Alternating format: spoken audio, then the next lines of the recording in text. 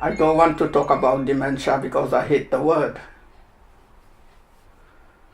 Yeah, because when you know what can happen, it's something you just don't want to go through. I prefer, if it's happening to me, that nobody tell me. I just don't like to hear the name. I just don't like to hear the name, especially if it's people I know, friends and that. I don't like to hear, I just don't like to hear the name. It's not a very nice thing. I think dementia, mental illnesses, there's still a stigma, I feel, in the, I can only speak as Indian, I can only speak as my family. But I think our culture is just that we don't talk about mental stuff, do we? In the sense of, if there's depression or even physical, we're not very good at being open. The thing is, because we never said mum's got dementia, it's really hard to know, isn't it? So what people can see is mum declining, having various falls, not going out to functions like weddings, which she loved, and, all the things that are happening. So people could see the decline, but it was just, oh, Ba's getting old now. Because that's what I mean. It wasn't discussed as Ba's got a mental condition, which it is, isn't it? Dementia's of the mind. So in that respect, it's hard to say did the family accept, because nobody really talked about it. So the only time dementia came up was when she was questioned in hospitals because she was muddled and didn't understand it. And as I say, literally for me, the only time I heard it was a couple of days before they sent her home for end of life care. There's lack of awareness among some of the ethnic minorities.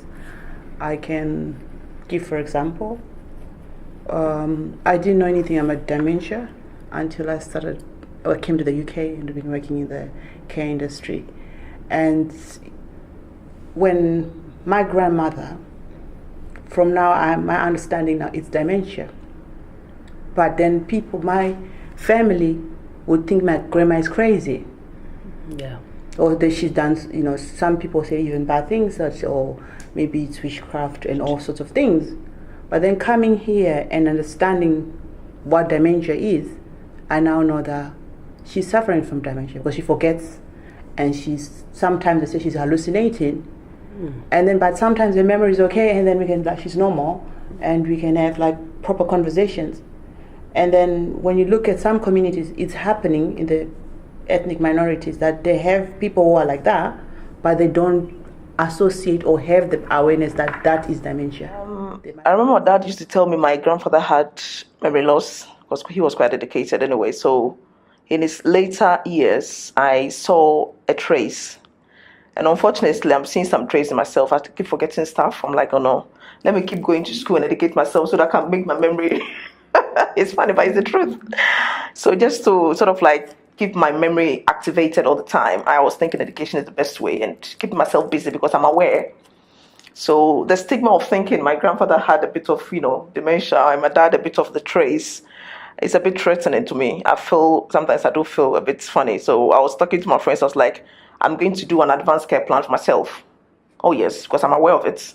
Who knows tomorrow? And then when it gets to that point, I don't want football, no, because it will stress me up. So I'll put ITV in there, local Ghanaian movies.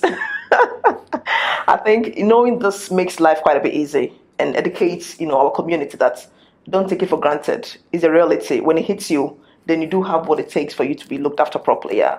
So the stigmatization of dementia for we blacks or other ethnic, community, they don't think we are quite prone to.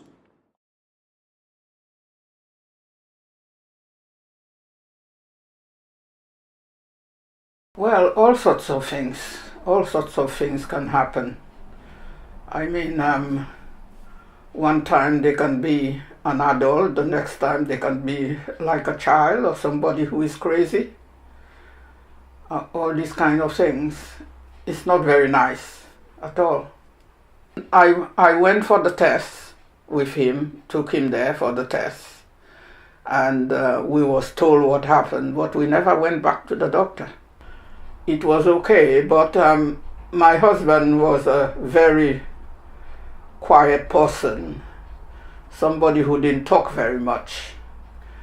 as if it didn't bother him. It didn't matter to him when he heard what was it. He go about his business just the same. Most of the time they don't remember current things. They remember things of old, and most of them, because they are learning disability, the kind of people I work with, they are learning disability. Most of the time, they forget where things are, where they put things, or the usual things that you will have thought they will remember. Sometimes there's this particular client, she might take butter from the fridge, and by the time he finishes, he will put it in the toilet.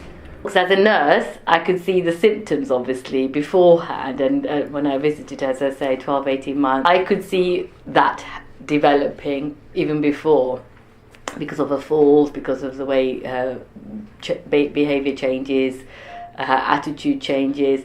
So she was getting more forgetful. You would ask her a question about the past, and it's like, oh, I don't know. So like really just disengage, or she would just find it too much when people were there, and go off to her room. So you could see behavioural changes. Well, I could see it. And then she would stop doing things. So if she wanted a glass of water, we'd laugh about it. She'd sit here and go, oi, to the kids, and it's like, get me water. And it's like, no, Mum, get up. You need to keep moving. It's important you move, because she had aches and pains and that. But you could see her thinking was different in that.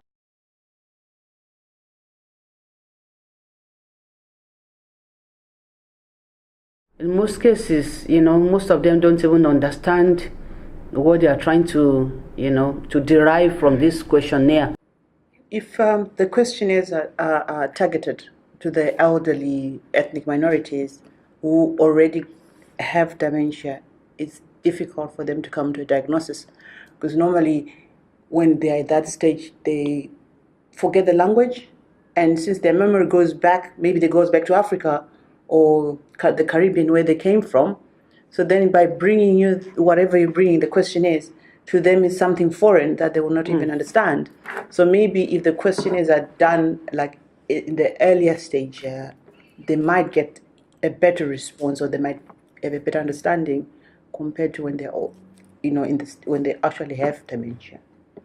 Like palliative care, they can write or sign the thing for their end of life.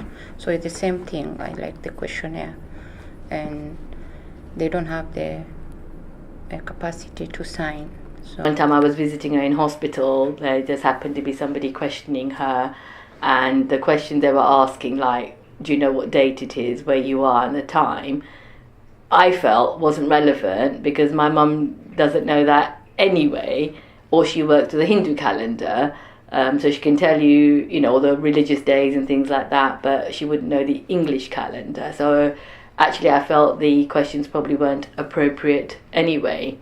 So as a family, we felt that the questioning didn't really help. I think it's a one-size-fits-all, rather than for an Asian lady and ask her something about her culture that she would know. But that's not there, is it? So at the moment they had to work with what they had to work with. So all we know is that they, according to whatever tests were done, she was scoring to that point where she was towards dementia.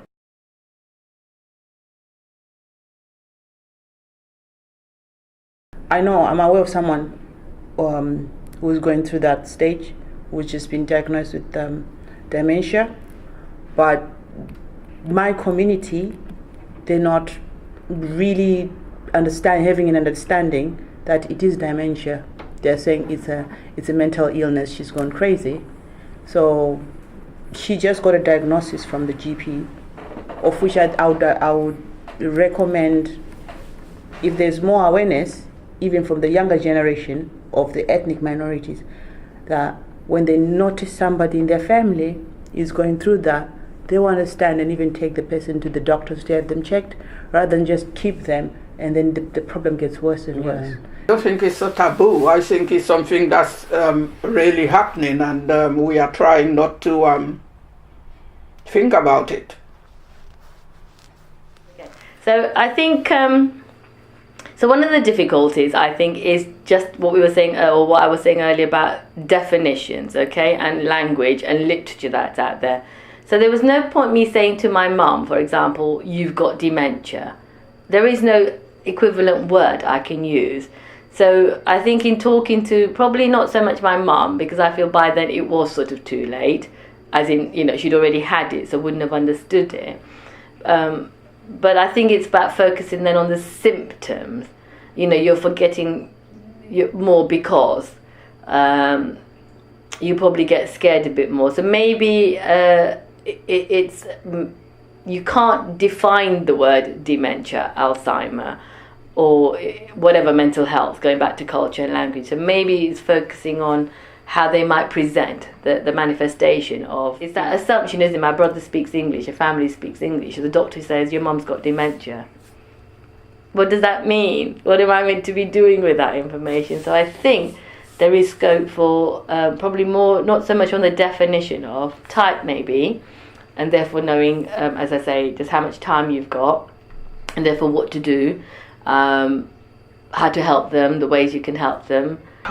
Within the community, basically, there is, I would say there isn't much awareness, but if support and other measures have to be put in place, then I think we have to start in our communities where we meet. For example, in the church, we Christians can go in there, and then the spiritual leader can actually give a talk that this is what happens. These are the things that if we do in the future, we might be affected.